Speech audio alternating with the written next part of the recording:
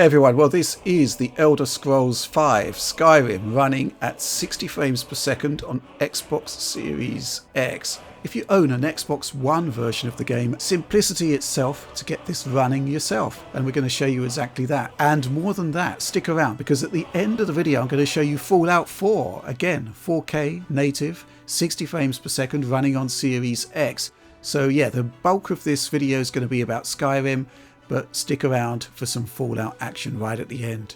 Now, joining me to talk about this remarkable phenomenon is John Linneman. We've come a long way since the 0 frames per second days of Skyrim on PS3, haven't we? Well, there is a long and storied history of this game at Digital Foundry. We had, of course, the PlayStation 3, 360 versions, and there was that whole remarkable thing where it looked like Bethesda Game Studios were using the PlayStation 3 hard disk as extra memory, so it kind of caused what was known at the time as rim lag. Ah, yes. But anyway, all of those problems disappeared when the game was remastered for PlayStation 4 and Xbox One, and that's the game we're looking at here, but it is viewed through the lens of backwards compatibility, but with a twist.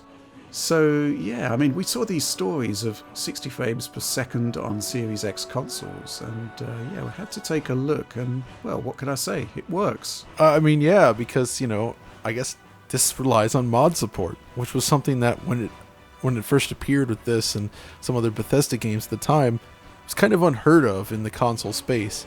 Aside from, I think, Unreal Tournament 3 on PS3 could allow you to use custom maps, but outside of that, you typically could not inject user-created content like this into a console game. But they bucked the trend here, and while this mod had very little use on older consoles, as we'll see, it turns out that it's a very cool thing for these new machines. Yeah, so it's all running under backwards compatibility, and it's a combination of a user mod with the backwards compatibility features that have been built into the series consoles. So I'm actually going to show you how the mod works here. It's called Uncap FPS. Just go into the mods menu on Skyrim, search for it, it will pop up. Actually, I think it's in the most popular mods now, not surprisingly, so it may well be there on the mod screen as soon as you load it up. And well, I actually installed it, tried it first of all on an Xbox One X for reasons that will become obvious, and nothing happened. And it turns out that what you need to do is to well, it's basically an INI tweak, and INIs are basically used at the beginning of the game on boot. So you basically restart, reboot, and there you go, you have your unlocked frame rate. But yeah, this is running on Xbox One X, and all this mod actually does, I mean, it's called Uncap FPS, but what it really does is to turn off VSync, removing the frame rate limit. And as you can see on the graphs here for the game running on Xbox One X, it's not particularly good. No, but the thing is, though, is the One X actually, I mean, the whole thing about it, this was built for One X, but One X is 120 hertz aware, so I almost have to wonder what would have happened if they go back to this mod and find some way to go even further. Nobody would have known one way or the other on the One X, however, as you can see. Well, John, I did wonder if using the existing mod with the extra horsepower Series X might make a difference, but VSync does lock us to 60. But basically, Xbox One X, this mod, it was actually developed for the original Durango Xbox One. On Xbox One X, you've got native 4K here. It doesn't actually do that much for performance. I saw frame rates go from around 33 to 43 frames per second. And yeah, not really a huge amount of point to engaging it on Xbox One X. But here's the thing. Move that mod to the Series X and combine it with the compatibility team's tweaks for backwards compatibility, and you get a remarkable result. So what's happening here is that the compatibility feature locks VSync first of all, and Uncap FPS suddenly becomes, well, exactly what it should be. It uncaps the frame rate, and therefore, with VSync enabled, it runs at up to 60 frames per second, which is pretty awesome stuff. That's what you're seeing here, 60 frames per second. I assume that also has the other benefits, like 16xAF. Does it support HDR? I can't remember if the original game did. Because I was capturing this, I had HDR turned off, but I will check that out to see whether auto HDR is engaged. But point is 60 frames per second, and you're right, you do get enhancements to texture filtering. So it's this combination of a user mod and the enforced VSync, which is giving this result. It's not perfect, I think we've got to stress that. Bandwidth heavy scenes, particularly if there's like fog combined with trees. That's kind of like the common theme. Ah, I see. Yeah. Yes, that is where you'll see frame rates drop beneath 60. Not remarkably so. And I think we can say it's bandwidth related because when the dragon attacks at the very beginning of the game, when the screen is full of alpha effects, then frame rate actually drops to 42 frames per second. Wow. So yeah, there is a limit here, but the vast majority of play obviously runs at 60. I suppose technically, if you have a VRR display, this should also work with that, which would mitigate most of these problems, leading to a very smooth experience. So that's good too. Yeah. So I was obviously reacting to coverage of this, and I saw that, okay, the headline was 60 frames per second on Series X, which gave me two questions. First of all, can you do 60 frames per second on PS5? Secondly, can you do 60 frames per second on Series S? So I did actually grab the PlayStation 5 version of the game. Ooh. Grabbed a used copy on disc, updated it. It too supports mods, but as far as I can tell, there is no uncap FPS mod or anything like it. So as you can see here, basically it irons out all of the performance issues that PS4 Pro may have had, but otherwise it's 30 frames per second. No mod, no 60 frames per second. So yeah, maybe that's something that could be addressed. Maybe there will be somebody coming forward to do a mod for the PS4 Pro version, but so far there's nothing. Wonder if it's even possible. Well, that's the thing, because mods are more limited on PlayStation 4, so it's not entirely clear what can and can't be done. But the second question I had, Series S. Now this is the fascinating one, because the uncap FPS mod definitely works on that.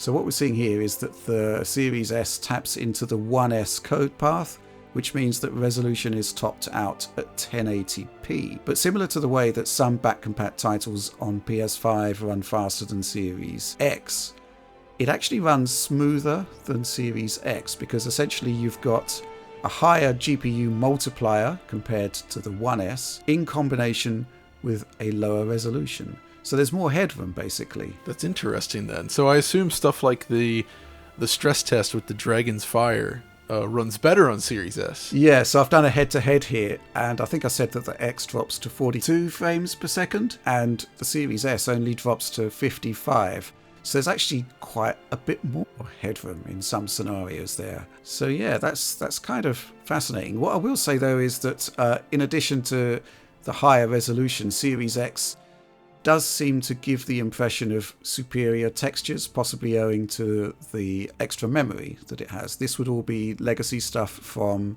the last gen versions of the game.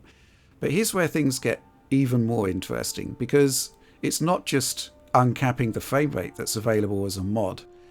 There's a bewildering array of downloadable mods that you can add to the Xbox version of the game. Wait. So you're saying like there's actually a lot of, I haven't tested this out myself, but there's actually like visual mods and upgrades for assets. Like I'm actually kind of surprised, because it seems like this would have really tanked the One X or original Xbox One frame rate pretty hard. You'd think, yeah. Curation of these mods is somewhat haphazard. I began by just looking online for guides to the best mods, but the stuff that is available is really interesting. There's a whole bunch of texture packs. I've got one installed here. I'm not actually sure whether it's better per se than stock, but there is a whole bunch of them out there that you can test. There's actually enhancements to static meshes, so you get, improved detail. Mods for higher quality trees and foliage, and you can pile all of them in together. There is a bit of a art to ordering them correctly, so you don't want mods to clash with one another, so you have to kind of stack them correctly. But you can layer on tons and tons of mods. But obviously there are performance implications for doing so, and you're kind of cutting into the overhead above 60 FPS that you might have, and therefore you will find that Xbox Series S may be able to run more mods with a better lock to 60 frames per second. So yeah, this is really interesting stuff.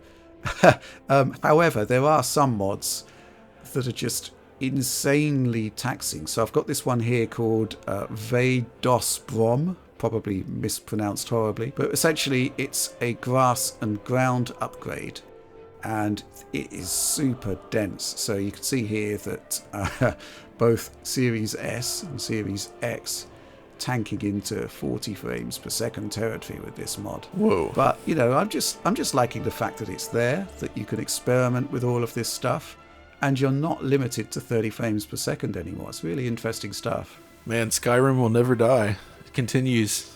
It's interesting though, because Microsoft had showed off Fallout 4 running at 60 frames per second as well. Yes. Prior to launch, and I think that patch is on the way.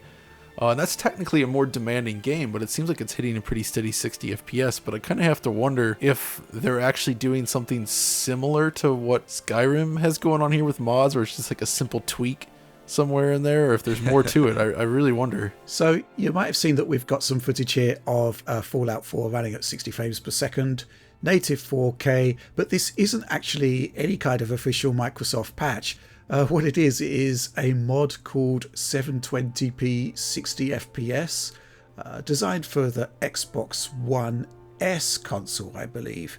Weirdly though, on Series X, it just completely ignores the 720p resolution. You just get native 4K and really smooth frame rate here. So in a sense, I think this is almost kind of like a preview of what the Microsoft patch will deliver. However, whether the Microsoft patch is using the compatibility team's work or just turning off VSync, as I think this mod does, remains to be seen. But the bottom line is that here and now you can enjoy Fallout 4 4K 60 on Series X, and I think that's brilliant. But this is unofficial, of course, and yeah, this is a more demanding game than Skyrim, so don't be surprised if there are performance drops. I haven't put as much time into this one as I did on Skyrim. Series S, this is where the legacy aspects of the mod seem to kick in with some unfortunate consequences. You can see that here. We're basically getting a 720p image shunted to the top left there. But clearly it can be done, and I suspect that if the code in the mod that was addressing resolution was removed, then yeah, you would get 60 frames per second. So a nice bonus extra there to finish off this video. I was quite surprised when I tested it out. But obviously there's so many more games out there that would benefit from this double frame rate treatment. And obviously Fallout and Skyrim are kind of outliers in that there is mod support, and that is how we're able to kind of force 60 FPS here. Other games don't have that, and I really do hope to see more from the compatibility team there in 2021. Yeah, I love all this backwards compatibility stuff, and it finally gives console owners that feeling of buying a new GPU and like loading up all your old favorite PC games and being like, wow, this runs a lot better now. Definitely. So yeah. I like it. Good stuff. Okay, well, let's wrap this one up then. If you enjoyed the content, please do like, subscribe, share, all of that good stuff. Ring the bell for instant notifications whenever we post new Digital Foundry content. And this is a 4K 60 frames per second video. And to see it at its best, join our Patreon, support the team, and get pristine quality video downloads. But, well, thanks for joining me on this one, John. Sure, anytime. And thanks for watching and supporting Digital Foundry.